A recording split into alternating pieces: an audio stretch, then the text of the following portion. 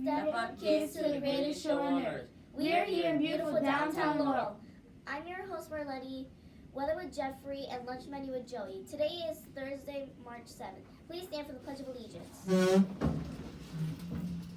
I pledge allegiance to the flag of the United States of America and to the republic for which it stands, one nation, under God, indivisible, with liberty and justice for all. Please join us in the singing the Laurel Pledge. I am a Laurel leopard. I will be a leader at home and school. I will show effort in all that I do. I will be organized and show problem-solving abilities to achieve in the classroom. I will respect myself, my classmates, and my teachers. I will be dependable. Everyone will be able to depend on me. I am a Laurel leopard. Now to Jeffrey for the weather.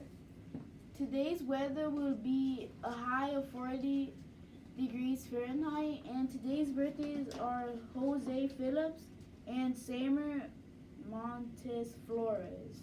Happy birthday. Thank you, Jeffrey. Now to Joey for the lunch menu. Today we will be having maple pork sausage wraps, turkey and cheese sandwich, peanut butter and jelly sandwich with cheese stick, chicken fajita salad platter or savory crackers, vegetarian baked beans, steamed sweet corn, and diced pears. Thank you, Joey. Now over to Miss Lee. Good morning, boys and girls. Our word for the month of March is honesty, caring about what you say and do so others trust you. Today is Thursday, so we have our Title I tutoring. Everyone please remain in school so that you can go to tutoring. We had probably 10 families that came out last night for our budget meeting and our planning session, so thank you to all the students that reminded their parents to come out and meet with Mrs. Lee last night. Tomorrow night is our big skate night here, 6 o'clock. Bring some extra cash. We're going to be selling pizza, other snacks, and of course, we have candy. So, $2 per person if you bring your own skates. $3 per person if you don't have skates. And I'm going to tell you that the skate truck has a limited number of skates.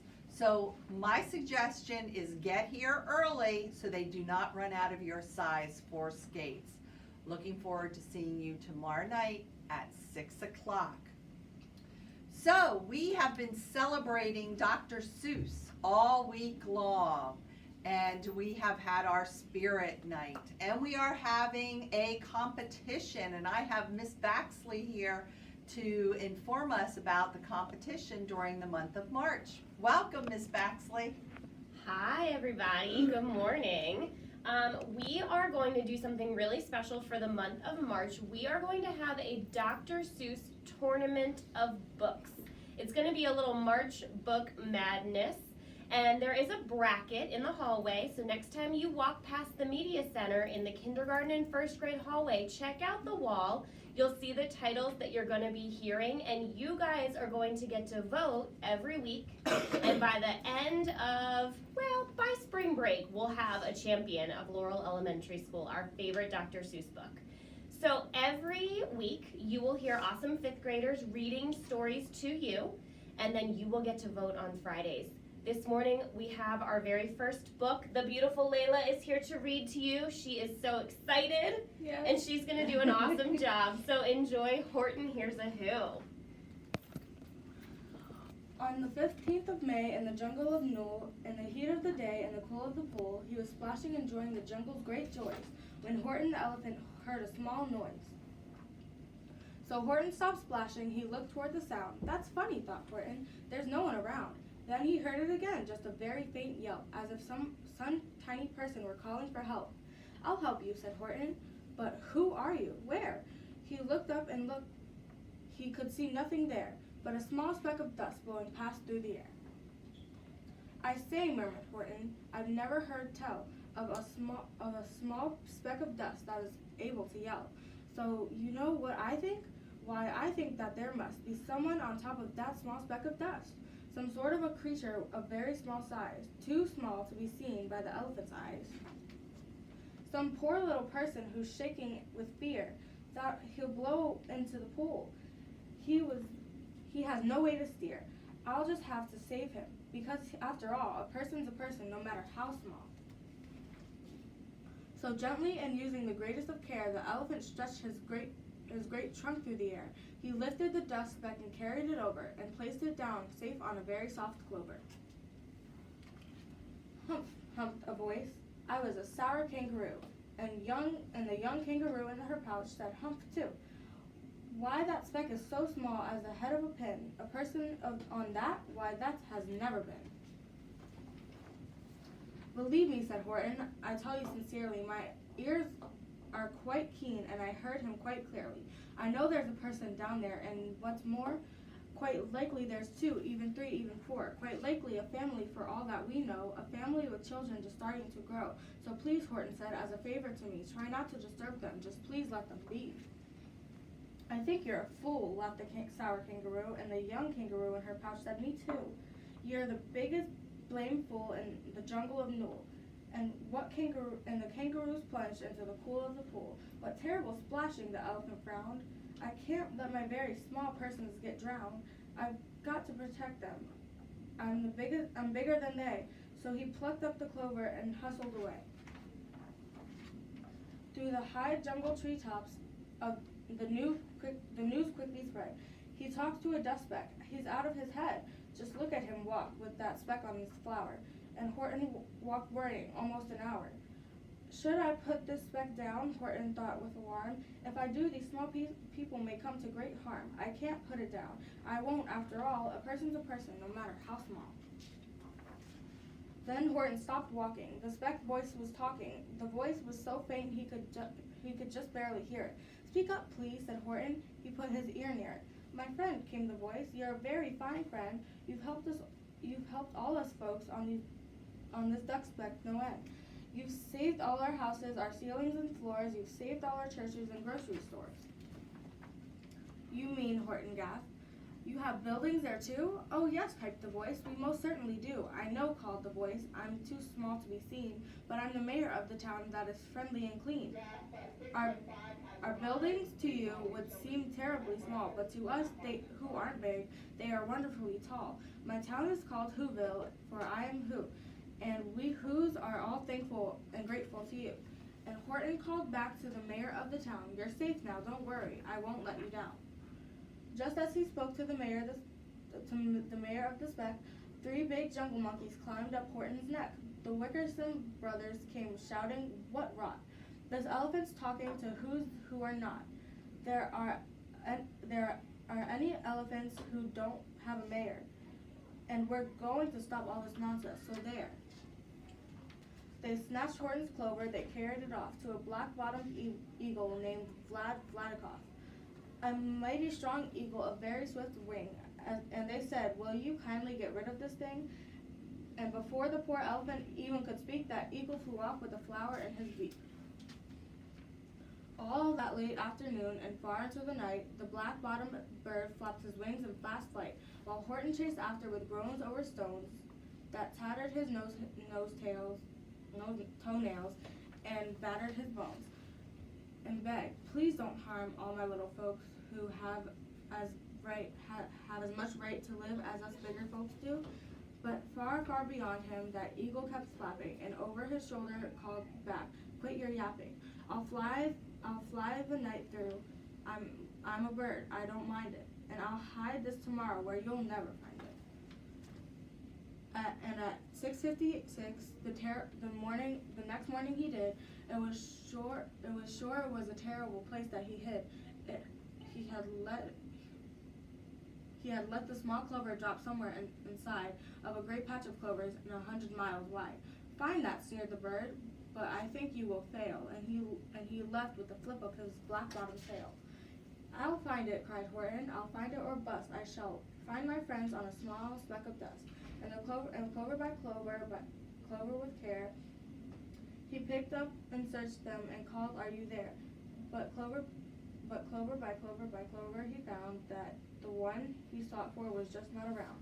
And by noon, poor old Horton, more dead than alive, had picked up search and piled 9,005.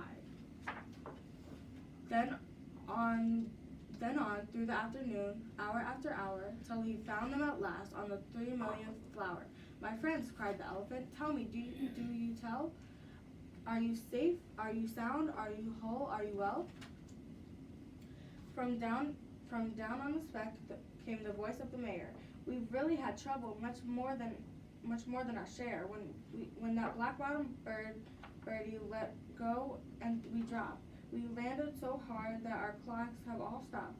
Our teapots are broken, our rocking chairs smashed, and our bicycle tires all blew up when we crashed. So Horton, please, pleaded the voice that of the mayor's, will you stick by us while we're making repairs? Of course, Horton answered. Of course I will stick. I'll stick by you small folks through thin and thin. Hump, humped the voice. For almost 2 days that you've run wild, insisted, for almost on chattering with persons who've never existed. Such carrying on in our peaceable jungle. We've had quite enough of your bellowing bungle. I'm here to state. I'm here to state, snapped the big kangaroo, that your silly nonsensical game is all through. And the young kangaroo in her pouch said, me too. With the help of the Wickersham brothers and the dozens of Wickersham uncles and the Wickersham cousins and the Wickersham in-laws whose help I've engaged, you're going to be roped and you're going to be caged. In a hot steaming kettle of hazelnut oil. Boil it, gasped Horton. Oh, that you can't do. It's all full of persons. They'll prove it to you. Mr. Mayor, called Horton. Mr. Mayor, you've got to prove now that you really are there. So call a big meeting, get everyone out. Make every who holler, make every who shout. Make every who scream. If you don't, every who is going to end up in hazelnut stew. And down on the dust speck, the scared little mayor quick called his big meeting in the Whoville town square. And his people cried loudly, they cried out in fear, we are here, we are here, we are here, we are here. The elephant smiled, that was clear as a bell. You kangaroo surely heard that very well. All I heard, snapped the big kangaroo, was the breeze, and the faint sound of wind through the far distant trees. I heard no small voices, and you didn't either. And the young kangaroo in her pouch said, me neither. Grab him, they shouted, and the caged big dope. Lasso his stomach with 10 miles of rope. Tie the knots tight so he'll never shake loose. Then dunk that dumb speck in the hazelnut juice. Horton fought back with great vigor and vim, but the Wickersham gang was too many for him. They beat him, they mauled him, they started to haul him into his cage, but he managed to call to the mayor, don't give up, I believe in you all. A person's a person, no matter how small. And you very small persons will not have to die if you make everyone hurt. So come on now and try. The mayor grabbed the tom-tom. He started to smack it, and all over Whoville they whooped up a racket. They rattled tin kettles. They beat on brass pans, on garbage pail tops, and old cranberry cans. They blew on bazookas and blasted great toots on clarinets, oompas, and boompas, and flutes. Great guns of loud racket rang high through the air. They rattled and shook the whole sky. And the mayor called up through the howling mad hullabaloo, "Hey, Horton, how's this? Is our sound coming through?"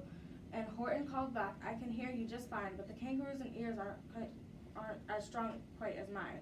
They don't hear a thing. Are you sure all your boys are doing their best? Are they making all noise? Are you sure every who down there in Whoville is working? Quick, look through your town. Is there anyone shirking?" Through the town rushed the mayor from east to west, but everyone seemed to be doing his best.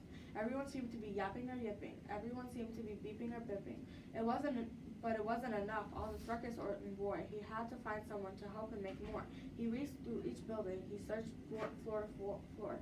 And just as he felt he was getting nowhere and almost about to give up in despair, he suddenly burst through the door, and that mayor discovered one shrieker, quite hidden away in the Fairfax Apartments, apartment 12J.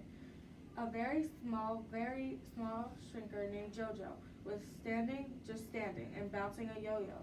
not making a sound, not a yip, not a chirp. And the mayor rushed inside and grabbed the young twerp. He climbed with the lad up the Elfenberg Tower. This cried the mayor, it's the town's darkest hour. It's time for all who's to have blood that is red to come to the aid of their country, he said. We've got to make noises in greater amounts. So open your mouth, lad, for every voice counts. Thus he spoke as he climbed. Then when they got to the top, the lad cleared his throat and he shouted out yop. And that yop, one very small extra yop, put it over. Finally, at last, from that speck on the clover, their voices was heard.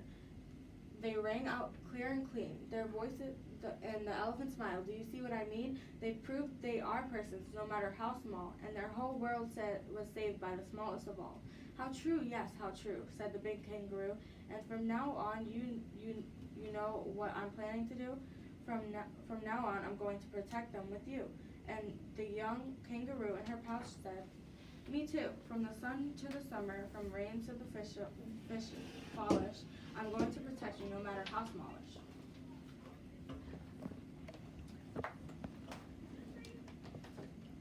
We are your hosts, Marlene, Jeffrey, Joey. wishing you a great day.